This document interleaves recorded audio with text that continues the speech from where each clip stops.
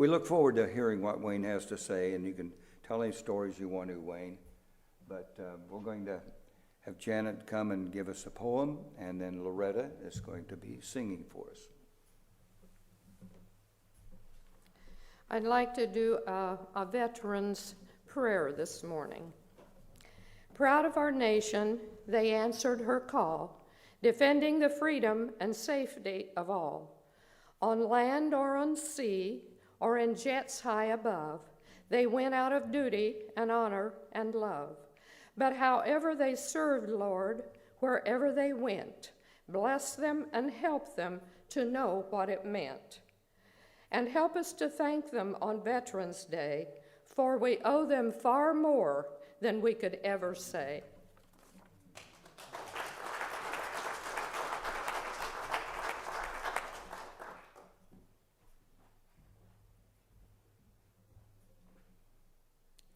Oh, say, can you see by the dawn's early light what so proudly we hail at the twilight's last gleaming, whose broad stripes and bright stars through the perilous fight o'er the ramparts we watched were so gallantly streaming, and the rocket's red glare, the bombs bursting in air, gave proof through the night that our flag was still there. Oh, say does that star-spangled banner yet wave o'er the land of the free and the home of the brave.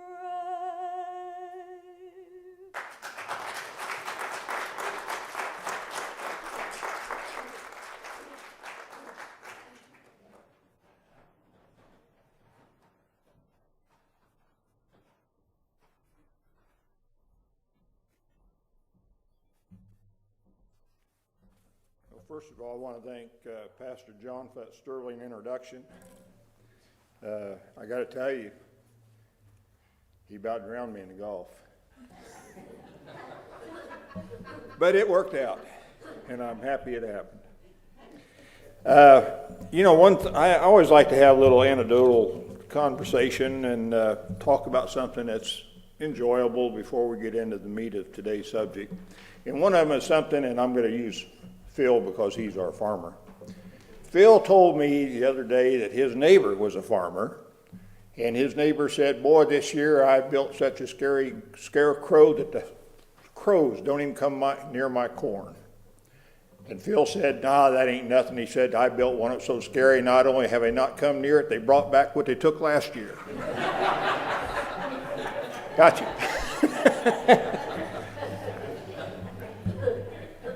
Now, just a few thoughts regarding the American veteran. And I hope I don't irritate anybody or upset anybody, because I don't mean anything personal about what I'm going to talk about who served, who didn't serve, or anything else. I want to share something with you that's a feeling that I have regarding veterans, what they mean to us, how things have changed, and what's going on in the world today. First of all, there's really two groups of veterans. If you're 60 years or older, you're in one group of veterans. If you're 59 or younger, you're in the second group of veterans. And the reason I classify them as two different groups of veterans is when they're 60 and older, that's the draft age. That's the draft bunch. A lot of them got drafted. If you're 59 or under, that was the start of the volunteer service, which means that people volunteered to serve rather than be drafted. Now, in the draft age, basically what you were talking about was 60% of the people who served were drafted. That meant that, you had a lot of people who were told, okay, here's your draft notice, and they said, wait a minute, I don't want to get drafted in the Army. I'm going to go join the Air Force or the Marines or something else, which is fine.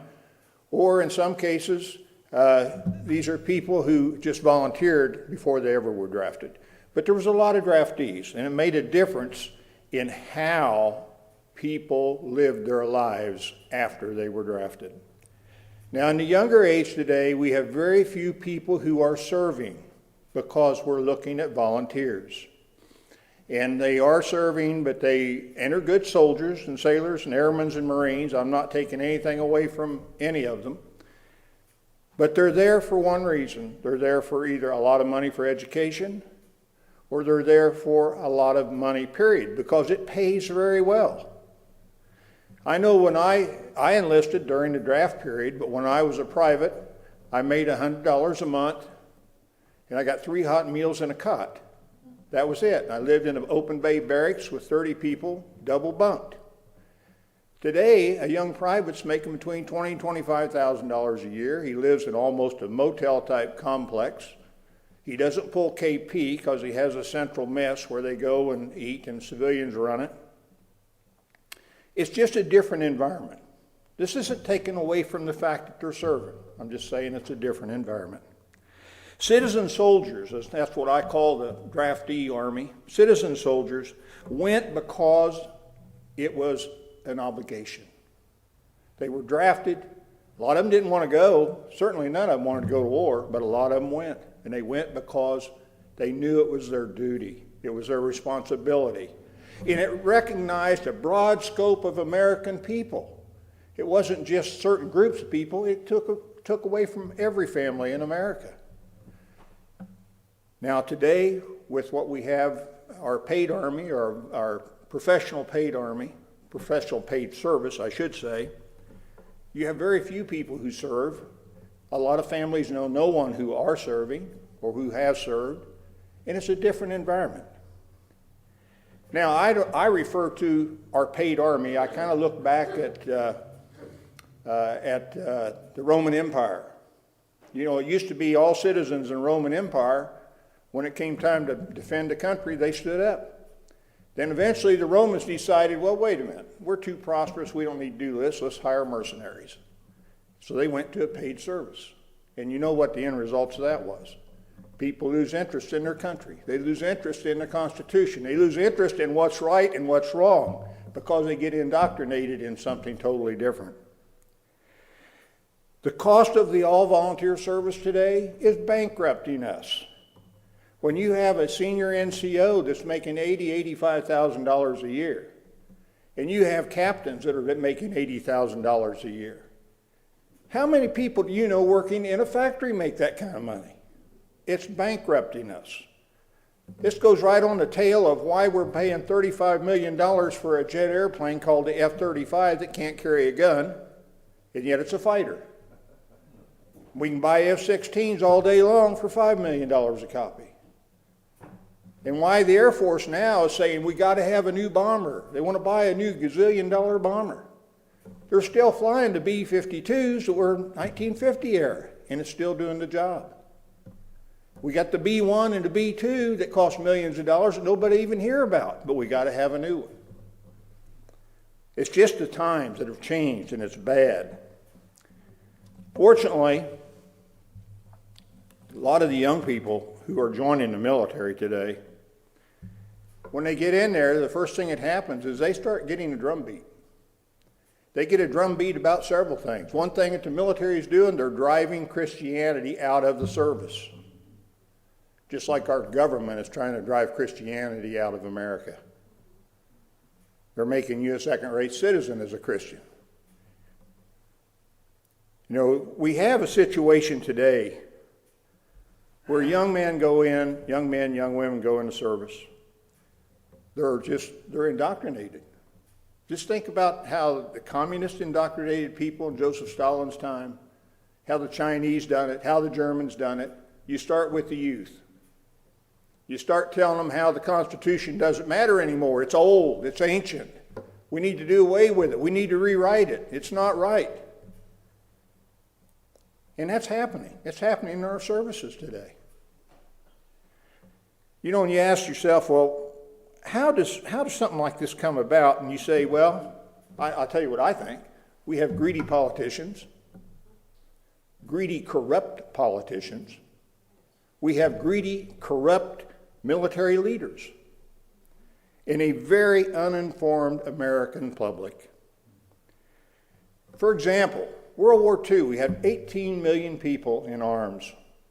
Today we have about 5 million.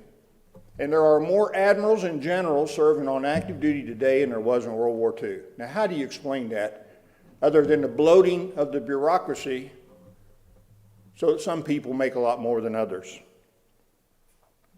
Well, why are the greedy being so successful today? It's the uninformed voter. People don't even know who they're voting for, or they don't vote, period.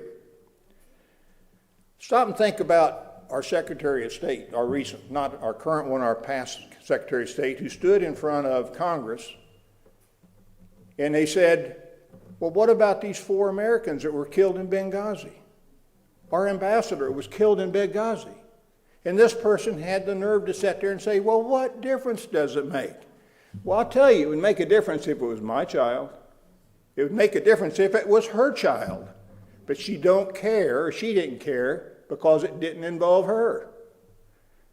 And another good one is the Affordable Care Act. I don't know how many of you have been hammered on that one yet, but that's turning out to be a real winner. It's supposed to save everybody money, and it's another thing that's bankrupting this country. But I remember when the Speaker of the House stood up there and said, hey, we have to pass this bill to find out what's in it. What in the world are we paying these people $250,000 a year to do, other than to read the bills and know what's in it? It isn't happening because they're corrupt. All they're caring about is their money. And what needs to happen is term limits, but it ain't never going to happen because of the simple fact that they don't want it to happen, and they're the ones that's got to vote on it. The rejection of Christian values by our administration.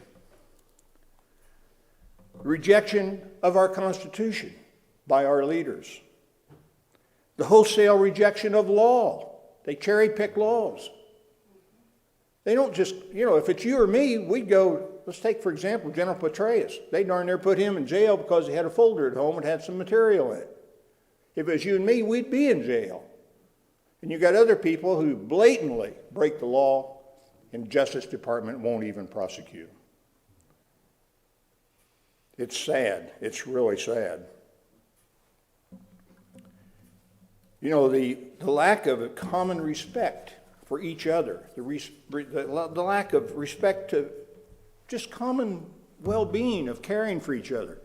It's went by the wayside because of what's happening in our government and in our land. Our government is divisive.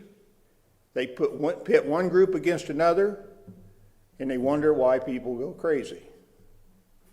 Which you can't use that word anymore, I guess. To this end, we must remember our past. We must remember it. And we must pass it on to our children and to our grandchildren. Because they're not going to learn the facts of life of how America is supposed to be in our school systems, because they're corrupt. It isn't the teachers. The teachers' hands are tied. You've got the administrators. You've got the politicians who are running the schools. Who says, number one, you can't pray. I prayed when I was in school. You can't have a Bible in school. I prayed when I had a Bible in school. When I first joined the Army, they give me, and I'm sure the veterans here can remember it, they give me a little green Bible. Gideon, I think it was a Gideon's Bible. They don't do that anymore. You have no rights. Basically what's happening is you have no rights anymore. If you're a minority and you're here illegally, they have rights. And it's going to be enforced with the full force of our government, and you're going to pay for it in the welfare programs. I'm not against immigrants. I think we need to welcome immigrants, but they need to come here the right way. They talk about all of us were immigrants of one sort or another, but I remember they came through Ellis Island and they were vetted. Now we got a government who's saying, well, we'll take 200,000 Muslims from Syria. They don't even know who they are, what they stand for. And I'll bet it isn't 200,000. I bet it's more like 400,000 or 500,000 when it's over. And we'll have them running all over this country on welfare. Because there are no jobs. What jobs are out there? Flipping hamburgers you can't raise a family on.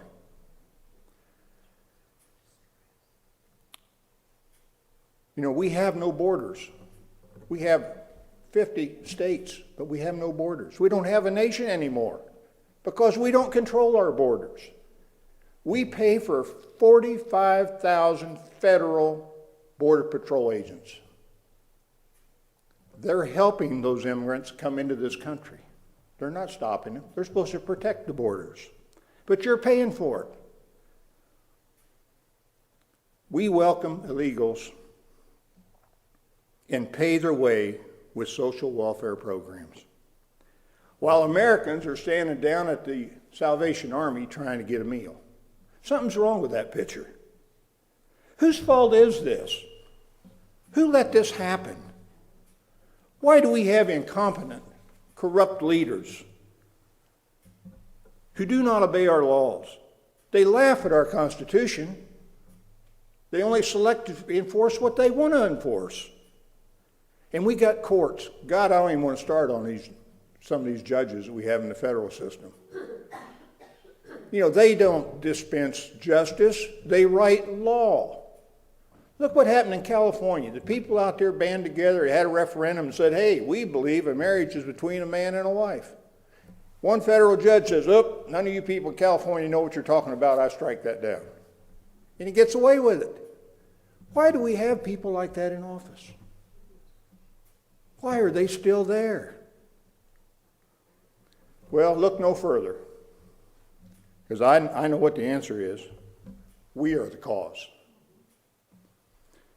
We have allowed this cancer to grow in America. We have failed to protect our nation. We have failed to protect our youth. We put our own interest and our own welfare and our own well-being in front of standing tall for this nation. A nation blessed by God, and I believe it was blessed by God. I think it still is blessed by God. A nation that is calling, or a nation that God is calling out in its 11th hour, because I think this is the 11th hour. We all need to get actively involved in what's going on in this country. We need to get educated on what's happening. And you can't get it by watching ABC, CBS, NBC, the alphabet soup stations, because they're owned by the establishment. And if you really know and you follow politics, you see these people go from stations, from national television stations into the government. Then they go back out. Then they go back into the government. So it's one hand washes the other. And they spread the government line, whatever that is.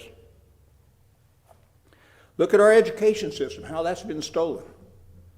If you read some textbooks that our young people are reading today, you won't understand it. Because they have rewritten our history. This is a massive effort, and people don't realize it. Just last week, there was a situation in, I forget where it was, some school district where a family decided their son was gender neutral. So they get the ACLU, and they sue the school and say, wait a minute, he's wanting to play on the girls' football team, basketball team, whatever it was, and he's wanting to use their locker room, and he's wanting to use their bathrooms. This is a 14-year-old. Well, the school board said, well, we can't have a boy in with our 14-year-old girls. What's that going to show? So we'll set up a special place for this person can do his thing and not be in the boy or the girls because he's gender neutral. Our government, our federal government, the Secretary of Education, a department which should be abolished, our Secretary of Education called him and said, you got 30 days to allow this guy into the girls' locker rooms, into the girls' bathrooms, and whatever, or we're going to block your $6 million school grant that you get from the federal government. Well, you know what's bad is the fact that we're not educated because I know that when they appointed the guy who's now the Secretary of Education, that this man had questionable, dubious thoughts in his own mind. It was brought out, and yet nobody seemed to care. Most of us can remember the history of Germany and World War II, a country that allowed a Nazi party to overrun their republic. It was a republic in Germany. And if you look at the history in 38 and 39, we're just about there now. There's a lot of things going on in this country that went on in Germany in 38 and 39. You know, I know soldiers who've been told, and I've been told by them, that they are given a question. They're given a questionnaire. Said, well, we got a lot of potential problems in America. Said, now, if we're called out to quell disorder and put down problems, will you be willing to fire on Americans? If you say yes, you go in this pile. If you say no, you go in this pile. If you say yes, you're on the upward trend. If you say no, you're probably going to end your career, especially for officers. It's a career-ending message.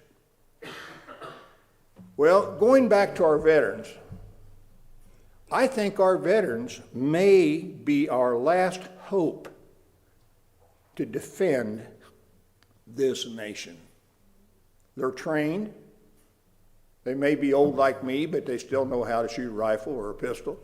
They know how to do what needs to be done if it needs to be done. I think we need to really thank our veterans this year and ask them to please stand strong for America. They're the ones where we're going to have to get the leadership to turn this country around, because it's not going to come from the politicians. We need to ask them to support our Constitution, to support our way of life. And they can do it. I believe it. We got many of them. There's a lot of them in this country. And I know most of them are God-fearing. Most of them believe in our Constitution. All of them took the oath under the Constitution that they would defend this land against all enemies, foreign and domestic. And my God, we've got a group of domestic ones anymore, in my opinion. We need to honor our veterans. We need to open them with welcome arms. We need to ask them to please stand with us to defend the nation, because they're all that's left. You know, our government's trying to infiltrate the police departments now. They want to federally run the police departments. And they'll probably get it done unless somebody steps in and stops them. This election that's coming up, the next one for the president, is super important. The wrong person gets that job, we're done. I asked you to study, really, really study these candidates and pick whoever you think will be the person who is a person who believes in our Constitution, a person who believes in our Bible, a person who believes in God, a person who understands that Jesus is our Savior. If they can't answer those questions, they're not on your side. It's up to you. It's up to us to differentiate right from wrong, because they're working on the church. I can tell you that right now. They're already hammering the preachers with political correctness. They're trying to do things that will stop the church from being what it is. And it's up to us to put an end to it. And I hope you all join in with the veterans, because that's where the power will come from. Those are the people who know they've been under the gun. They understand what's right and what's wrong. And that's the folks we need to really look for guidance and help. The American Legion, Veterans of Foreign Wars. I think that's the social groups that might just pull us together.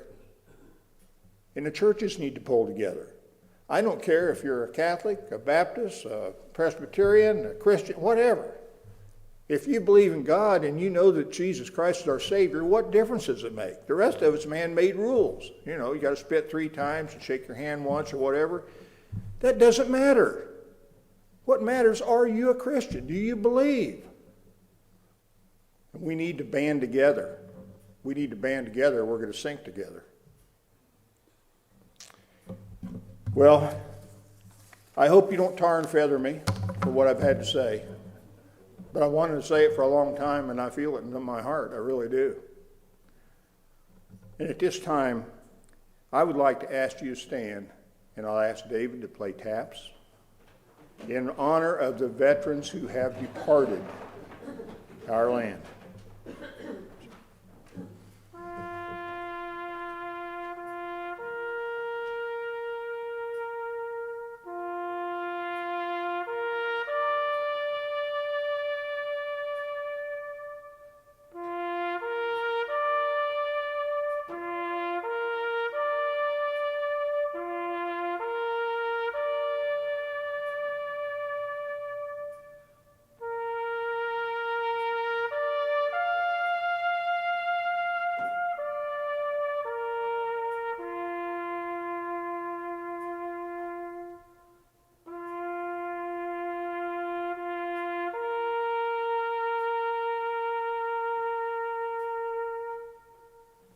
Thank you.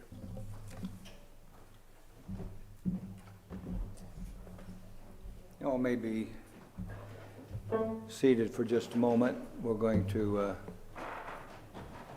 conclude. I appreciated what Wayne had to say. Did you? I did.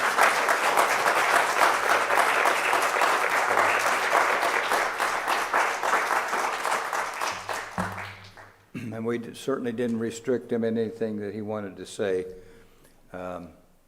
For one thing, he's physically much bigger than I am. That's why I almost lost him in the Gulf of Mexico. But we're thankful for that. Because I know his heart, and I know what he believes, and what he served 34 years for his country. This is from his heart. But I also know that he's a believer, and he realizes that the greatest friend we have is our forever friend, who has made us his own, because he was willing to do what those who serve are willing to do, die for us. And so the question here this morning is, are you washed in the blood? It's a question we ask because Jesus shed his blood that we could be free and that we could live with him forever. And we're so thankful for that friend. In fact, we talked about that friend at the funeral service for Jim. And that was the most important issue in Jim's life. Jim did a lot of good things, but the fact that he accepted Jesus as his personal Savior is the most important thing that he ever did. So the question, I'm not offended when they ask, are you washed in the blood? There are people who are. And within the church, talking about people, they attacked this particular hymn. They said it was offensive. I don't find it offensive. I tell you what, I've had needles run in my arm and blood flowed through it from somebody else that saved my life. I was not offended. I was thankful. And Christ's blood shed for us gives us eternal life. And so all those who have accepted him live forever. This is the hope that we have.